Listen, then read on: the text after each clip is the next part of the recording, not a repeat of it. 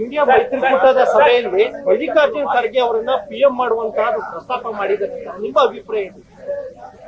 ಅಭಿಪ್ರಾಯ ಏನೂ ಇಲ್ಲ. ಇಂಡಿಯಾದವ್ರು ಯಾರು ತೀರ್ಮಾನ ಮಾಡ್ತಾರೆ ಅದನ್ನು ನೋಡೋಣ. ಮುಂದೆ ಇದು ಚುನಾವಣೆನೇ ಆಗಿಲ್ವಲ್ಲ. ನಮ್ಮ ಕರ್ನಾಟಕದವರ ಖರ್ಗೆ ಅವರು, ನಿಮ್ಮ ಅಭಿಪ್ರಾಯ ಏನು? ಈಗ ಇನ್ನೂ ತೀರ್ಮಾನ ಆಗಿಲ್ಲದ್ರಿ. ಅದು ಇಂಡಿಯಾದಲ್ಲಿ ತೀರ್ಮಾನ ಆಗ್ಬೇಕು. ಇಂಡಿಯಾದಲ್ಲಿ ತೀರ್ಮಾನ ಆಗ್ಬೇಕು. ಅವ್ರು ಸಜೆಸ್ಟ್ ಮಾಡಿದ್ದಾರೆ. ಮಮತಾ ಬ್ಯಾನರ್ಜಿ ಸಜೆಸ್ಟೆಡ್.